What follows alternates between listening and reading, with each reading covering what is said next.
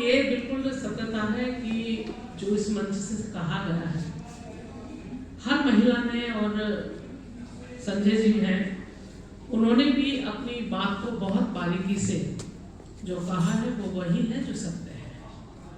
तो हमारी मातृशक्ति तो जितनी भी है यहाँ, वो सब लोग समझते हैं कि महिलाओं पर कितने काम। आज मैं ये नहीं कि मैं सरकार में हूँ इसलिए मैं इस चीज़ को मैं बोल रही हूँ, वास्तव में ही कि जो सरकार है वो अपना काम कर रही है, लेकिन बहुत सारे ऐसे NGO भी हैं, ऐसे संस्थाएं हैं, और जो हमारी जॉब करने वाली हैं, ब्यूरोक्रेटिक जो महिलाएं हैं वो भी हैं, और अन्य जो हमारे आप देखेंगे लॉयर महिला है, तो ये सब मिलकर, टीचर महिला है, ये सब मिलकर तो महिलाओं के लिए बहुत सारे काम कर रही हैं, अपने देश के लिए, अपने देश को सशक्त बनाने के लिए, अपने देश को मजबूत बनाने के लिए ही आगे आती है। लेकिन आपने देखा होगा जब प्रधानमंत्री जी नरेंद्र मोदी जी प्रधानमंत्री बने 14 में, तो आपने सुना भी होगा, इससे पहले शायद मुझे लगता है कि बहुत ज़्यादा इस शब्द का प्रयोग भी नहीं हुआ होगा, बेटी बचाओ बेटी पढ़ाओ और बेटी बचाओ और बेटी पढ़ाओ और बढ़ाओ का क्यों उन्होंने कहा।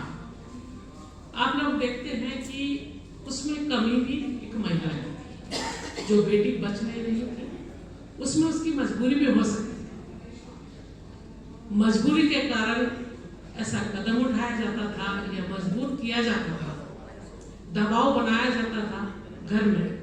वो इसलिए भी है क्योंकि जांच के समय अगर आ गया कि बेटी है तो उसे जन्म देने का हक नहीं है। तो ऐसा भी बहुत सारी जगह सुनने को देखने को मिलता था, लेकिन बहुत बड़े कदम उठाए गए, इस चीज को रोका गया कि जिससे कि बेटी और बेटे में कोई अंतर ना हो, इसकी जांच ही नहीं होनी चाहिए। उस चीज पर एक बैन लगाया गया कि अगर किसी भी हॉस्पिटल या कहीं भी किसी जिले या कस्बे में इस तरह की कोई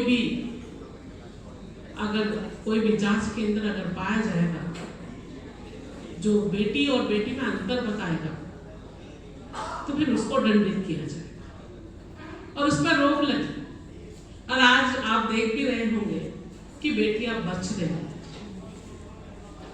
और ये हमारे लिए बहुत जरूरी है, बहुत महत्वपूर्ण बात है। ये महिलाओं के लिए नहीं है कि खाली महिलाओं के लिए, ये भाइयों के लिए। जब बेटी बचेगी नहीं तो फिर आगे संसार बढ़ेगा कैसे। एक महिला ही है कि जिसका योगदान घर में भी होता है, बाहर भी होता है, हर जगह। महिला के बगैर तो अधूरे। इसलिए घर में महिला के लिए कहा जाता है कि घर की लक्ष्मी, महिला को एक उपाधि दी गई कि महिला घर की लक्ष्मी होती है। वास्तव में महिला घर की लक्ष्मी मानती है, लेकिन आज घर की लक्ष्मी ही नहीं रही। आज जिस भी क्षेत्र में काम कर रही है महिला, वहां की भी एक लक्ष्मी हो गई है, क्योंकि वो अपना ईमानदारी से 100% देती है, और जो भी काम उनको बताया जाता है उसमें वो बढ़ चढ़कर भाग लेते। जिस भी जगह वो काम कर रही है महिला, वो अपने आप को सशक्त और मजबूत कैसे हो, वो खुद तो हो रही है, लेकिन और को भी ऐसी शिक्षा देती है। अभी यमुना में काम कर रही हमारी बहन ने बताया, महिलाओं की पीड़ा बताई कि जैसे शुरुआत होती है तो किस कष्टों से महिला अपने आप को संजोती है, संभालती है, किस तरह से उसे जानकारी मिलती है, तब वो अपने आप को थोड़ा उसमें ध्यान देकर अपने आप को जो है वो सशक्त बनाने और मजबूत बनाने का काम भी करती है। इसमें अभी इस पर बहुत काम भी हो रहा है। आप ही देखेंगे कि हर क्षेत्र में, स्कूलों में एसेंट्री पैड जो एक मशीन भी लगाई जा रही है, जिससे स्कूल में जाने वाली बच्चियां हैं उनको किसी तरह का कोई दिक्कत ना हो। तो ऐसा ही बहुत सारी जगह हॉस्पिटल है या और भी अन्य कोई भी जगह है तो इसमें ये काम ये चल रहा। एनजीओ भी बहुत सारे ये काम कर रही है और पॉलिटिकल पार्टी है वो तो काम कर रही है। और जैसे उन्होंने कहा कि मैं 80% फीस जो है मैं अपनी पे का जो है महिलाओं के लिए मैं देती हूँ, बहुत बड़ी बात है। अगर हर कोई थोड़ा सा भी 5% भी, अगर 2% भी अपनी अगर इनकम में से देता है तो मुझे लगता है देश में ये समस्या खत्म ही हो जाएगी, फिर कोई दिक्कत का सामना नहीं करना पड़ेगा। जैसे कि आप जानते हो कि मैं राज्यसभा सांसद हूँ और राज्यसभा में मैं हूँ इस समय, तो मुझे कई कमेटियों में मौका मिला है और कई कमेटियों से मौका मिला है मुझे देश में घूमने का, जगह जगह स्टेटों में जाने का। और सतेंद्र जी भी यहाँ बैठे हुए हैं, वो हमारे राजभाषा हिंदी सलाहकार उसमें कमेटी में आप अधिकारी के रूप पर काम कर रहे हैं। तो जगह जगह से जाने का जब मौका मिलता है तो हम क्या करते हैं कि एक गांव में भी जाने का एक ऐसा स्थान भी हम चुनते हैं कमेटी के माध्यम से कि गांव में भी हमें देखना चाहिए कि हमारे जो ग्रामीण क्षेत्र हैं वो डेवलप हो रहे हैं, उनमें विकास हो रहा है या नहीं हो रहा है, या यहाँ के बच्चे शिक्षित हो रहे हैं या नहीं हो रहे हैं, या बेटी या बेटे में कोई अंतर है या नहीं है, इक्वल माना जा रहा है। ऐसी बहुत सारी बारीकियों पर वहाँ ध्यान भी दिया जाता है कि गांव के विकास के साथ साथ शिक्षा पर भी ध्यान दिया जाता है। आपने देखा है कि पहले जो है बच्चों पर जो लड़कियां अगर गरीबी है, पैसे का अभाव है, तो उसमें से क्या चुनते थे कि हमें बेटे को पढ़ाना है और बेटी नहीं भी पढ़ेगी तो कोई दिक्कत नहीं है, उसे अगले घर जाना है। आप ये देखिए कि कैसी सोच कि बेटी के लिए ये बोल दिया गया है कि बेटी अगले घर जाएगी, बेटे को पढ़ाना है कि बेटे हमारे यहाँ जाएंगे, जिसमें कि उल्टा होना चाहिए था कि बेटी को पढ़ाना है, बेटी को मजबूत करके ही हमें दूसरे घर भेजना है। तो आज आप देख रहे हैं कि इसमें बदलाव आया है, तो बेटी और बेटे बराबर आज हर क्षेत्र में ये माने जा रहे हैं। कहीं भी हम देखते हैं, किसी भी स्टेट में जाते हैं, ग्रामीण क्षेत्र में जाते हैं, तो आज का मैं देखती हूँ कि आज का भारत, आज का अपना देश इस चीज में बहुत आगे बढ़ गया है। अब बेटी भी पढ़ रही है और बेटे भी पढ़ रहे हैं। तो बेटी पढ़ाने की बात रही, जब तक बेटियां नहीं पढ़ेंगी तो बढ़ेंगी कैसे? उसके लिए भी बहुत सारे कदम उठाने बाकी हैं। तो उस क्षेत्र में भी बहुत सारे ऐसे काम हुए। आप देख रहे हैं कि स्पोर्ट्स उषा टीटी का जिक्र हुआ और राज्यसभा में है, हमारे साथ है, अपनी कहानी बताती है, हम उनसे सुनते हैं, अच्छा लगता है कि उन्होंने मेहनत कर कर एक मुकाम हासिल किया है। लेकिन अगर लगन है तो सब कुछ हासिल कर सकते हैं और लगन नहीं है तो कुछ भी नहीं कर सकते हैं। ठीक है, मैं मानती हूँ कि भाग्य से सब कुछ जुड़ा है, लेकिन मेहनत भी बहुत रंग लाती है। जैसे कहा ना कि मेहनत अगर आप करोगे तो आपकी मेहनत बेकार नहीं जाएगी। अगर आप किसी चीज को सोच रहे हैं, अगर आपने कहा कि मेरी मंजिल ये है, तो हो सकता है कि उससे भी बड़ा आपको मुकाम मिले। वो मंजिल तो आपको मिलेगी लेकिन उससे भी बड़ा मिल सकता है। इसीलिए बेटियों को आगे बढ़ाना भी जरूरी है, शिक्षित करना जरूरी है। जिस भी क्षेत्र में हम लोग जाते हैं, ये विषय हम राजनीति के साथ साथ ये जरूर बोलते हैं और मेरी आदत में भी है, मैं 2 विषय जरूर लेती हूँ। मैं बहुत लंबे समय से मैं राजनीति में हूँ। मैं 87 से मैं राजनीति में सक्रिय रूप में मैं राजनीति कर रही थी और मेरा छोटी छोटी जगह कस्बों में और ग्रामीण क्षेत्र में मैं उत्तर प्रदेश से आती हूँ। उत्तर प्रदेश की बहुत चर्चा भी हुई है। वास्तव में आपको और पहले को अगर देखते हैं तो जमीन आसमान का फर्क है। इसे डिजिटल कह लो या सरकार की नीति आप कहेंगे कि आज जो है हमारा उत्तर प्रदेश, मतलब सभी का उत्तर प्रदेश है, लेकिन उत्तम बनाने में बहुत बड़ी भूमिका दोनों सरकारों की है। इससे पहले बहुत सारी ऐसी चीजें थी जो जरूरी था करना, लेकिन वजह कुछ भी हो सकती है, लेकिन नहीं कर पाए हैं।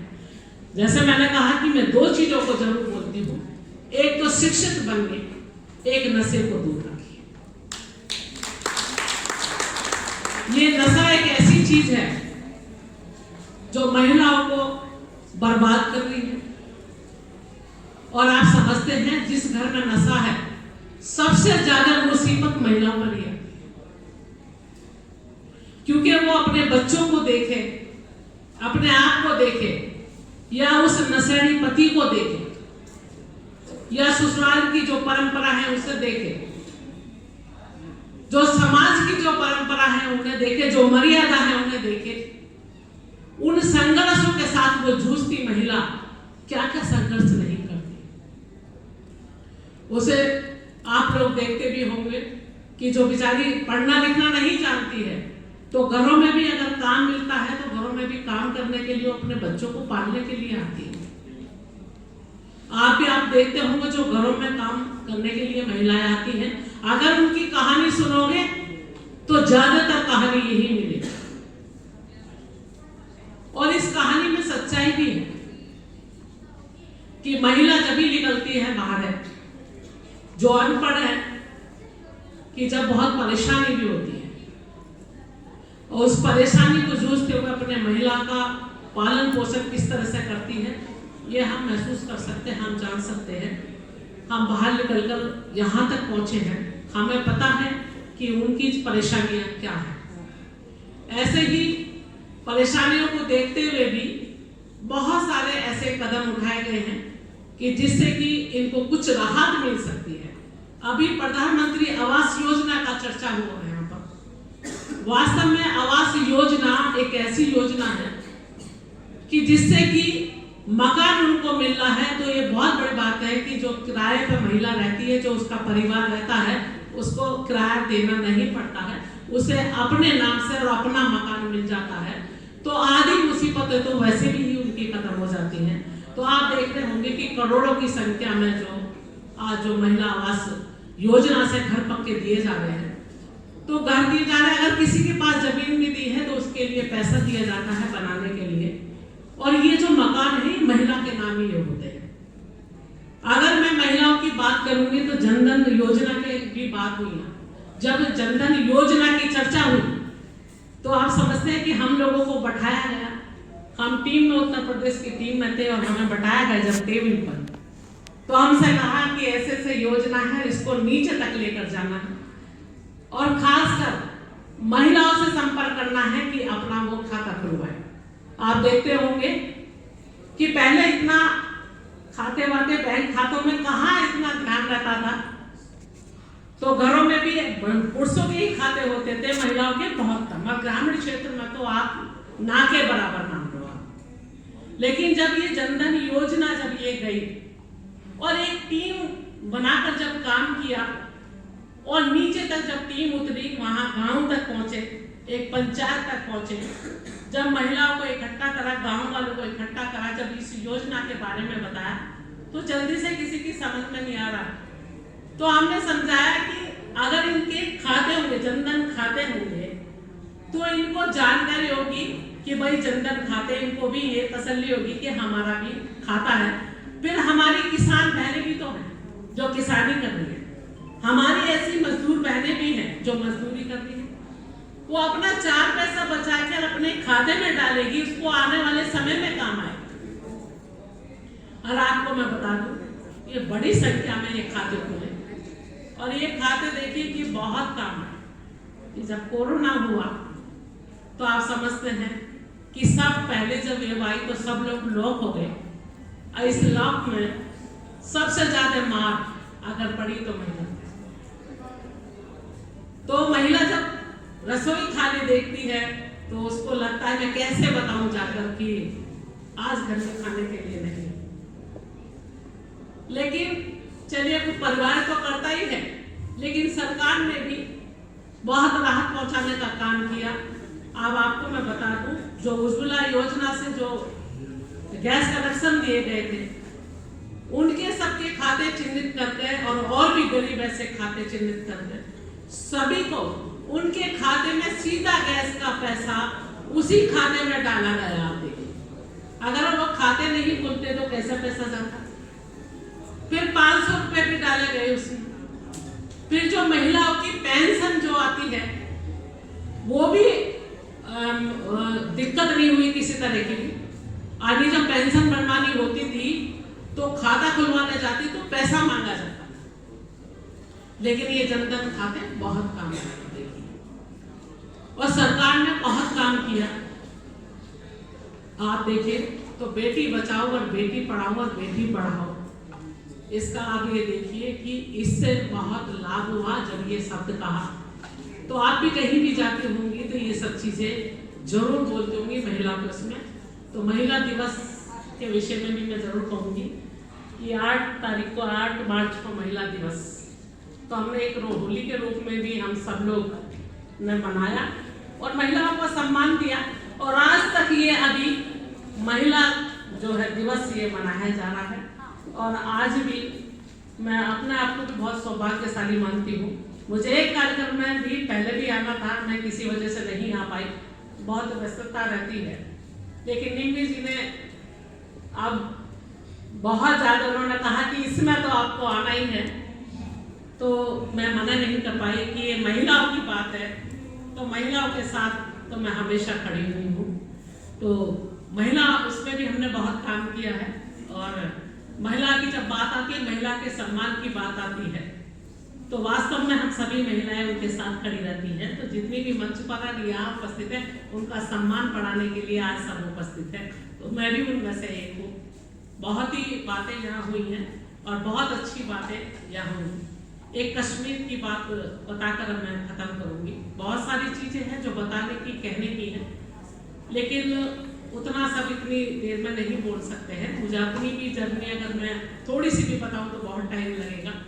लेकिन मैं जम्मू कश्मीर में मैं गई वहाँ, तो वहाँ एक हम लोगों को हमने गांव चिन्हित किए। हमने वहाँ के अधिकारियों से पहले ही बोला कि कुछ ट्राइबल गांव में हमको जाना है जहाँ महिला प्रधान होगी। गाँव ज्यादातर करते हैं कि हम लोग अगर महिला प्रधान है तो वहाँ भी एक आध गाँव जरूर ले लेते हैं कि महिला प्रधान है, उसका भी हौसला अफजाई हो। बहुत सारी जानकारी है, उनको भी वहाँ पहुँचे। तो हम जब वहाँ गए तो हमको बहुत रोका भी गया। ये वहाँ सोनमर्ग के पास ही गाँव था, तो हम वहाँ गए तो महिला प्रधान थी। तो हमने कहा ट्राइबल तो यहाँ हमारे इधर सभी हिंदू ट्राइबल बहुत ज़्यादा है, लेकिन वहाँ सारे के सारे 90% हमें पता था कि मुस्लिम वहाँ ट्राइबल है। अभी देखिए कि गांव में महिला वहाँ जो एक आगे बढ़कर गांव का नेतृत्व कर रही है, कितनी बड़ी बात है कश्मीर जैसे क्षेत्र में। और उन्होंने हमने जब पूछा कि हाँ पंचायत घर है, कि हाँ है, यहाँ स्कूल है कि हाँ है पास में, क्या बच्चे स्कूल जाते हैं कि ज्यादातर स्कूल बच्चे जाते हैं। यहाँ आपको जो केंद्र सरकार की जो योजना है वो सब मिल रही है कि 2000 जो ये 370 धारा जब से हटी है तब से मिल रही है, उससे पहले नहीं मिलती, क्योंकि वहां की जो सरकार नियम ऐसा था कि नहीं वहां दे सकते थे। तो 370 धारा के बाद उनको सारा सुविधाएं मिली। और पंचायत आप देखिए कि पंचायत जो चुनाव हुआ वो उसी के बाद में ही ये सब हुआ है। तो बहुत सारी वहाँ चीजें मिली है कि गांव की महिला आप देखिए कि उस भीड़ में आपको मैं बता दूं कि 60-65% महिलाओं की संख्या थी। एक जो बुर्खा पहन कर आ रही है, जो घर वहां से निकलती नहीं है, और सभी ऐसा नहीं था कि हमारा डेलीगेशन बहुत बड़ा था, सब बहुत पुरुष थे, हम 2 महिला थी उसमें, लेकिन इतना बड़ा डेलीगेशन, इतने लोग वहाँ मिलिट्री करे, फिर भी अपनी बात वहाँ कह रही थी वो, ये बहुत बड़ी बात है। तो आप देखिए कि कितनी तरक्की ये देश कर रहा है, महिला बहुत आगे बढ़ रही है। और जैसे कहा कि पार्लियामेंट में बहुत महिलाएं हैं, वास्तव में कि यहाँ सांसद भी बहुत महिला हैं और विधायक भी हर स्टेट में आप देखेंगे कि महिला है, और पार्टी में हर संगठन में भी महिलाएं सब काम कर रही हैं, NGO चला रही हैं, और सोशल वर्कर भी बहुत ज्यादा महिला हैं, आप ये देखेंगे। और ब्लॉक प्रमुख हैं, पंचायत में भी बहुत सारी हैं, ग्राम पंचायत में भी हैं, BDC हमारी बहुत सारी महिलाएं हैं वहाँ पर हैं, पंचायत के सदस्य बहुत सारी महिलाएं हैं। तो आप देखिए जैसे जैसे महिलाएं आ रही है वैसे वैसे है कि महिला सशक्त बन रही है। तो सशक्तिकरण महिला जो है, ऐसे नहीं कहा गया है कि महिलाओं का देश आधी आबादी है हमारी, आज बहुत जागरूक है, बहुत आगे बढ़ रही है। मैं तो सभी से ऐसे कहती हूँ कि आगे बढ़ते रहिए, और जो हमारे भाई हैं इनका भी बहुत सहयोग, बहुत योगदान रहता है। जैसे मैं अगर कहूँ कि मेरे पति का अगर मेरे साथ में सहयोग नहीं होता तो शायद मैं आज यहाँ नहीं होती। तो महिलाओं को भी बढ़ाने में सहयोग करिए, क्योंकि आपके सहयोग की, आपके साथ की जरूरत है। जैसे कहते हैं कि एक आदमी की कामयाबी में महिला के हाथ होता है, वैसे ही अगर महिला की कामयाबी में अगर पुरुष का हाथ हो जाए तो 4 चांद लग जाते हैं। बहुत बहुत धन्यवाद, बहुत बहुत शुभकामनाएं मिमी जी और पूरी टीम को भी आपको बहुत बहुत शुभकामनाएं। पत्रकार बंधु हमारे यहाँ बैठे हैं उनको भी बहुत बहुत, सुजीत ठाकुर जी हैं उन्हें भी बहुत बहुत धन्यवाद है। सभी मंचासीन, सभी लोग यहाँ जितने भी हैं, हम बहुत गौरवान्वित जो है महसूस कर रहे हैं कि बहुत अच्छा यहाँ सब लोग बहुत अच्छा डिस्कस हुआ, बहुत अच्छा लगा। और इस तरह के कार्यक्रम होते रहने चाहिए। और आप लोग यूपी से हैं, बहुत सारे हो सकते हैं, नहीं हैं तो आइए यूपी देखिए। आप रामलला मंदिर जल्दी तैयार हो जाएगा, आइए। मथुरा वृंदावन हो जाएगा, वहाँ आइए। बहुत सारी चीजें हैं वहाँ देखने के लिए, आप आइएगा। बहुत बहुत धन्यवाद, बहुत बहुत शुभकामनाएं।